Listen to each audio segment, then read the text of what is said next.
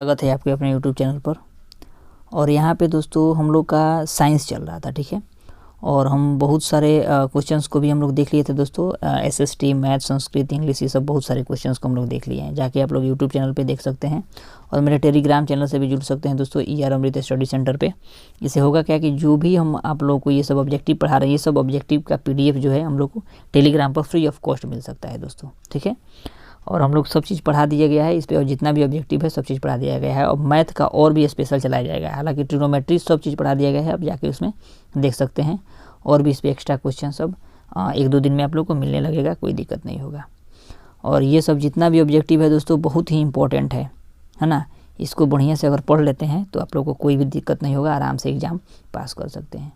आइए दोस्तों बिना देरी किए हुए हम लोग फर्स्ट नंबर क्वेश्चन देखते हैं। कह रहा है कि 1 मिली एम्पियर बराबर होता है। तो 1 मिली एम्पियर बराबर क्या होता है?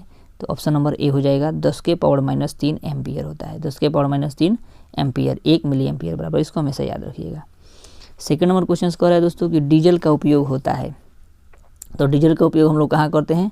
तो सभी जगहों में, इनमें से सभी जगह, मतलब कहाँ कहाँ? तो भारी वाहनों में करते हैं, रेल इंजनों में करते हैं और विद्युत उत्पादन में करते हैं, ठीक है। डीजल उत्पादन का जो भी बड़ा बड़ा हम लोग का गाड़ी होता है, आप लोग देखते होंगे ट्रक होता है, ठीक है। तो ट्रक में भी, उसमें भी काफ़ी वजन हम लोग को उठाना पड़ता है, तो ये सब भारी गाड़ी है। तो जो भी भारी गाड़ी है उसमें हम लोग क्या करते हैं? डीजल का यूज करते हैं, क्योंकि क्या होता है कि डीजल में सबसे ज़्यादा स्टेमिना होता है उसको कोई भी कैरी करने का, मतलब वाहन में, ठीक है। तो हम लोग डीजल का कहाँ प्रयोग करते हैं? तो वाहनों में, रेल इंजनों में, रेल इंजन भी भारी होता है, और विद्युत उत्पादन में भी कर सकते हैं। 3 नंबर कह रहा है दोस्तों कि सौर सेल और सौर ऊर्जा को रूपांतरित करते हैं। सौर सेल सौर ऊर्जा को रूपांतरित करते हैं। तो कौन करते हैं? तो विद्युत ऊर्जा में। मतलब कहने का मतलब सौर ऊर्जा जो है किस में रूपांतरित होता है, सिंपली आप लोग समझिए। हालांकि क्वेश्चंस में थोड़ा सा डिफिकल्टी दिया है, इधर उधर कर दिया है, लेकिन क्वेश्चंस कहने का मतलब है कि दोस्तों सौर सेल रूपांतरित होता है। तो सौर सेल किस में रूपांतरित होता है? तो विद्युत ऊर्जा में। हम लोग देखते ही हैं कि कोई भी, मान लीजिए सौर ऊर्जा से हम लोग जलाते हैं तो क्या होता है? विद्युत इलेक्ट्रिसिटी जनरेट करके, और हम लोग बैटरी में भी उसको संचित करके और फिर हम लोग उसको जला सकते हैं। नेक्स्ट क्वेश्चन कह रहा है दोस्तों कि सोना की परमाणु संख्या कितनी होती है। तो सोना की परमाणु संख्या कितनी होती है? तो ये नंबर हम लोग का B नंबर हो जाएगा। B 4 नंबर है ना। तो सोना का जो होता है 79 होता है। सोना का परमाणु संख्या कितना होता है? 79।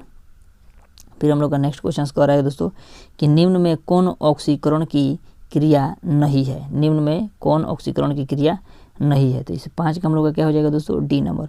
अवक्षेपण जो है ऑक्सीकरण की क्रिया नहीं होती है। नेक्स्ट क्वेश्चन कह रहा है दोस्तों कि ऑक्सीजन की संयोजकता है। तो ऑक्सीजन की संयोजकता कितनी होती है? तो 2 होती है, ठीक है। ऑक्सीजन की संयोजकता कितनी होती है? 2। तो 2 होती है। संयोजकता का मतलब क्या होता है? जैसे ऑक्सीजन कितना नंबर पर होता है? 8 नंबर पर। कितना नंबर पर होता है? 8 नंबर पर। तो इसको हम लोग देखिए 2 और 6 लिख सकते हैं, ठीक है। 2 और 6। अब देखिए संयोजकता किसको कहते हैं, इसको समझिएगा। देखिए अब हम लोग निकालने का संयोजकता, हम आप लोग को ट्रिक बताते हैं कि कैसे निकाल सकते हैं। मान लीजिए हम लोग का अगर 1 रहे, 2 रहे, 3 रहे, 4 रहे, 5 रहे, ठीक है। तो यहाँ तक रहता है तो हम लोग इसी को संयोजकता मान लेते हैं। लेकिन 5 से ज्यों ही आगे बढ़ता है, ठीक है, 5 से ज्यों ही आगे बढ़ता है, जैसे 7 हो गया, 8 हो गया, 9 हो गया, ठीक है। तो हम लोग क्या करते हैं, 6 हो गया, 7 हो गया, 8 हो गया, तो हम लोग क्या करते हैं, इसे इसमें से घटाते हैं, मतलब 8 में से घटाते हैं। जैसे हम लोग का ऑक्सीजन कितना नंबर पर होता है? 8 नंबर पर। तो इसको लिखेंगे क्या? तो 2 6 लिखेंगे। तो 6 लिखेंगे ना। तो अब 6 आगे देखिए 5 से अधिक हो गया, तो 8 में से हम लोग 6 घटाएंगे। तो 8 में से 6 घटाएंगे तो कितना आया? 2। तो ये जो 2 आया ना, तो यही हम लोग का क्या हो जाएगा? संयोजकता हो जाएगा। क्या हो जाएगा? संयोजकता 2। तो वही हम लोग का आंसर कह रहा है कि ऑक्सीजन की संयोजकता कितनी होती है? 2 होती है, ठीक है। तो इसको हमेशा याद रखिएगा। फिर हम लोग का दोस्तों नेक्स्ट नंबर क्वेश्चन कह रहा है कि अम्लीय वर्षा के जल का pH मान होना चाहिए। यानी अम्लीय वर्षा का जल का pH मान अगर होगा, तो pH मान तो आप जानते हैं कि अम्लीय वर्षा का कैसे होता है? अगर 7 से कम होगा pH मान अगर 7 से हम लोग का कम होगा तो क्या हो जाएगा? अम्लीय हो जाएगा। मतलब अम्लीय यानी अम्ल के जैसा, मतलब खट्टा लगेगा। कैसा लगेगा? खट्टा। तो हम लोग का कहने का मतलब कि 7 नंबर का आंसर हम लोग का क्या हो जाएगा? B। यानी 5.6 से अगर कम होता है pH मान, है ना, 5.6 से अगर कम होता है तो क्या हो जाएगा? वो अम्लीय वर्षा हो जाएगा। ठीक है। फिर हम लोग का नेक्स्ट क्वेश्चन कह रहा है दोस्तों कि चींटी के डंक में कौन सा अम्ल पाया जाता है। जो चींटी के डंक में क्या पाया जाता है दोस्तों हम लोग का, मिथेनोइक अम्ल। क्या पाया जाता है, मिथेनोइक अम्ल, जो बहुत ही मतलब इसको काट देती है तो देखते हैं ना क्या होता है, लाल हो जाता है, तो यही मिथेनोइक अम्ल ही उसमें पाया जाता है। फिर हम लोग का दोस्तों नेक्स्ट क्वेश्चन कर रहा है कि निम्नलिखित में कौन सा संवहन उत्तक है। संवहन उत्तक कौन सा है, तो 9 नंबर का आंसर हो जाएगा दोस्तों हम लोग का, 9 का हो जाएगा डी नंबर। ठीक है, बी और सी यानी फ्लोएम और जाइलम, ये क्या होता है, दोनों संवहन उत्तक होता है। संवहन उत्तक का मतलब क्या हुआ तो समझिए, संवहन लिखा है, देखिए वहन, यानी वहन मतलब हो जाएगा कि कोई भी चीज़ का वाहन होता है ना, तो वाहन क्या करता है, गाड़ी, हम लोग का कोई भी चीज़ का इधर उधर ट्रांसपोर्ट करता है ना। मान लीजिए सवारी को ट्रांसपोर्ट किया या कोई भी वस्तु को हम लोग इधर से उधर ट्रांसपोर्ट करते हैं तो उसको क्या बोलते हैं, वाहन बोलते हैं। समझने के लिए हम बता रहे हैं, ठीक है। तो इसमें क्या होता है कि जाइलम और फ्लोएम को क्यों मानते हैं, क्योंकि जाइलम क्या करता है हम लोग को, जाइलम क्या करता है कि जो भी खनिज लवण है तो ये नीचे से क्या करता है, ऊपर ले जाता है। जाइलम यानी ले जाता है, ये सब जल जितना भी है पानी, जाइलम मतलब जल जो है, मानिए जल एक तरह से मानिए कि जल क्या करता है, ऊपर वहन कराता है, तो एक ये वहन हो गया। अब फ्लोएम क्या करता है कि जब खाना बन जाता है, पेड़ पौधों में खाना जब बन जाता है प्रकाश संश्लेषण क्रिया के द्वारा, तो ये फ्लोएम क्या करता है कि उस पके हुए भोजन को क्या करता है, हर एक पार्ट में पौधों को क्या करता है, बांटता है। क्या करता है, बांटता है। तो इसीलिए हम लोग इसका क्या बोलेंगे, संवहन बोलेंगे। ठीक है, संवहन यानी वहन करा रहा है, तो ये हम लोग का बी और सी हो जाएगा। ठीक है, यानी जाइलम और फ्लोएम, इसको याद रखिएगा बढ़िया से, बहुत इंपॉर्टेंट क्वेश्चन है दोस्तों। नेक्स्ट क्वेश्चन कह रहा है दोस्तों कि प्रोटोजुआ उत्सर्जी पदार्थों का निष्कर्षण कैसे करता है। प्रोटोजुआ उत्सर्जी पदार्थों का निष्कासन कैसे करता है। ठीक है, मतलब प्रोटोजुआ जो भी अपशिष्ट पदार्थ है तो उसको कैसे बाहर निकालता है, तो इसका आंसर क्या हो जाएगा दोस्तों हम लोग का, परासरण द्वारा। ठीक है, कैसे द्वारा, परासरण द्वारा। फिर नेक्स्ट क्वेश्चन कह रहा है दोस्तों कि मनुष्य के शरीर में सबसे बड़ी ग्रंथि है, तो मनुष्य के शरीर की सबसे बड़ी ग्रंथि कौन सी है, तो यकृत को हम लोग मानते हैं। यकृत माने क्या होता है, लीवर, है ना। लीवर जो होता है LIBER, लीवर जो होता है ये क्या होता है, यकृत का मतलब शरीर का सबसे बड़ा अंग होता है। फिर उसके बाद नेक्स्ट क्वेश्चन कह रहा है दोस्तों कि शरीर का संतुलन बनाए रखता है, कौन सा है जो शरीर का संतुलन बनाए रखता है, तो 12 का हम लोग का हो जाएगा दोस्तों ए नंबर, सेरिबेलम। क्या होता है, सेरिबेलम, शरीर का संतुलन कौन बनाए रखता है, तो सेरिबेलम। नेक्स्ट क्वेश्चन कह रहा है दोस्तों कि किशोरावस्था में होने वाले शारीरिक परिवर्तन का कारण क्या है। किशोरावस्था में होने वाले शारीरिक परिवर्तन का कारण क्या है, तो 13 नंबर का हो जाएगा दोस्तों हम लोग का डी नंबर, ए और बी। कहने का मतलब क्या होगा, टेस्टोस्टेरोन और एस्ट्रोजन, ये दो जो है हम लोग का बहुत ही इंपॉर्टेंट है किशोरावस्था के लिए। कोई भी व्यक्ति जो किशोरावस्था में पाया जाता है तो ये कौन सा होता है, इसमें शरीर में परिवर्तन क्या होता है, तो टेस्टोस्टेरोन और एस्ट्रोजन में होता है, एस्ट्रोजन में होता है। फिर हम लोग का दोस्तों नेक्स्ट क्वेश्चन कर रहा है कि मानव हृदय में कितने कोष्ठ होते हैं, तो देखिए ये बार बार क्वेश्चन पूछा है दोस्तों, या इसको याद रखिएगा। मानव हृदय में कितने कोष्ठ पाए जाते हैं, तो 4 मानव हृदय में। और वही पूछ रहे कि मछली में जो है कितने हृदय पाए जाते, मछली के हृदय में कितने कोष्ठ पाए जाते हैं, मछली के, तो मछली के 2 हृदय में पाए जाते, मछली के हृदय में कितने कोष्ठ पाए जाते हैं, तो 2, इसको याद रखिएगा, 2 पाए जाते हैं। आओ मान लीजिए बाय द वे हम भूल गए मान लीजिए, तो हमको एक तरीका से याद रखना है। कैसे, देखिए मछली किस तरह सांस ले सकती है, मछली 2 तरीका से सांस ले सकती है। मछली जो है किस तरह से सांस ले सकती है, तो 2 तरीका से। किस तरह से, तो पहला जो है वो अपने मुख से ले सकती है, ठीक है, और दूसरा जो है क्या, गलफड़ से लेती है ना, मतलब समझने के लिए हम बता रहे हैं, मुख से भी ले सकती है, गलफड़ से भी ले सकती है। तो इसमें क्या हो रहा है, 2 हो रहा है, ठीक है, 2 तरीका से ले सकती है। तो उसी प्रकार हम लोग क्या कर सकते हैं कि हृदय मछली के हृदय का अगर कोष्ठ पूछता है तो क्या होता है, 2 होगा, ठीक है। 2 तरीका से वो लोग क्या कर सकता है, ले सकता है। फिर नेक्स्ट क्वेश्चन कह रहा है दोस्तों कि रक्त क्या है, रक्त क्या है, तो रक्त एक उत्तक है। क्या है, रक्त एक प्रकार का उत्तक है, यानी कौन सा है, तो संयोजी उत्तक है, इसको कह सकते हैं हम लोग। फिर नेक्स्ट क्वेश्चन कह रहा है दोस्तों कि जीन शब्द किसने प्रस्तुत किया, जीन शब्द किसने प्रस्तुत किया, तो ये जो है जोहानसन ने किया था। कौन सा किया था, जोहानसन ने। जीन शब्द का खोज किसने किया, जोहानसन ने। नेक्स्ट क्वेश्चन कह रहा है दोस्तों हम लोग का यहाँ पे कि विद्युत चुंबक बनाने के लिए किस पदार्थ के छड़ का उपयोग करते हैं।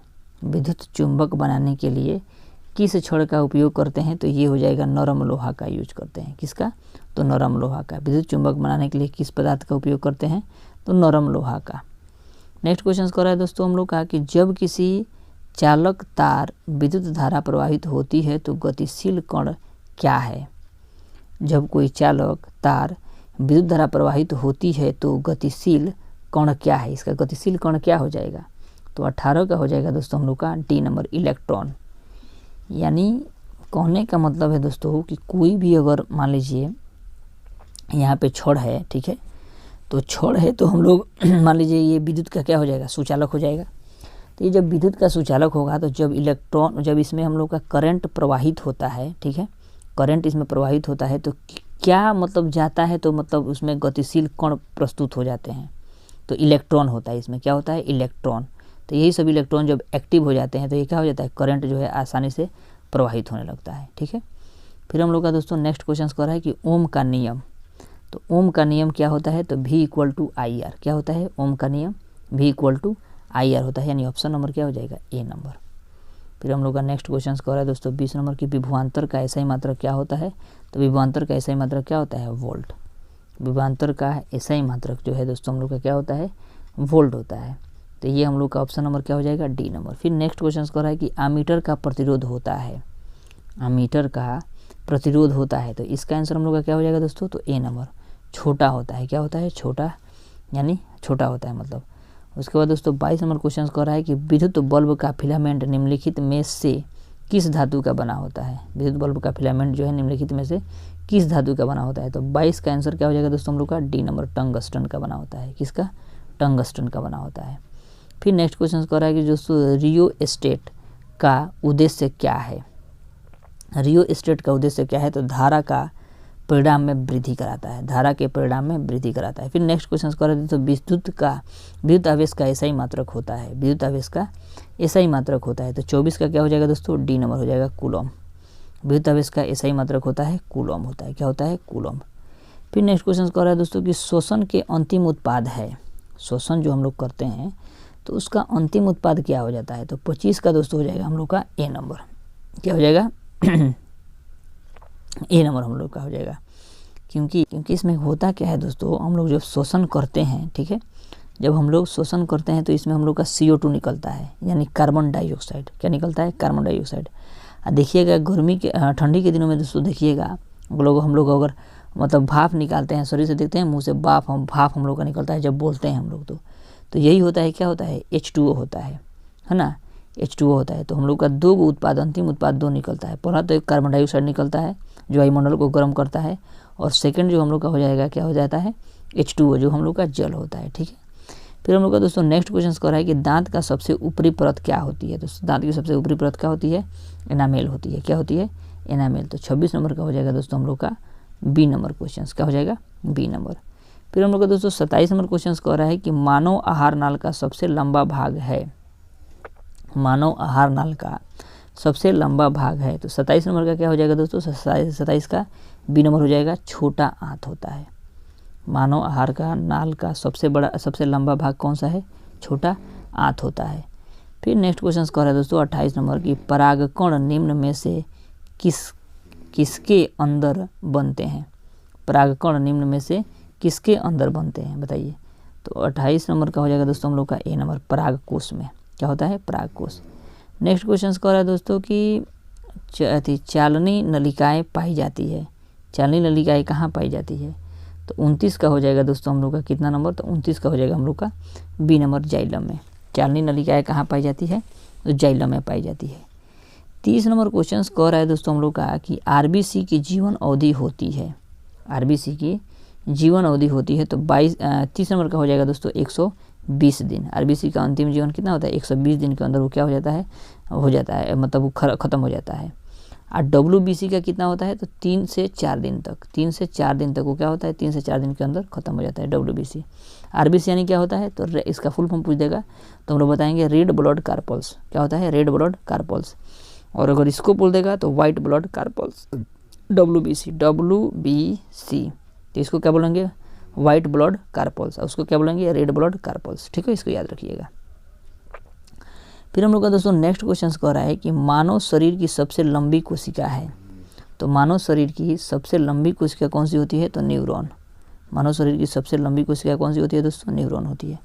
फिर नेक्स्ट क्वेश्चन कह रहा है कि अंडाणु निषेचित होता है तो अंडाणु किस में निषेचित होता है, तो 32 का दोस्तों हो जाएगा हम लोग का डी नंबर, 32 का डी नंबर फ्लोपियन ट्यूब नलिका में, यानी ट्यूब में, वही फ्लोपियन ट्यूब में अंडाणु का निषेचन होता है, माने फ्लोपियन ट्यूब में, मतलब कहने का मतलब अंडाणु का निषेचन, मतलब समझिएगा।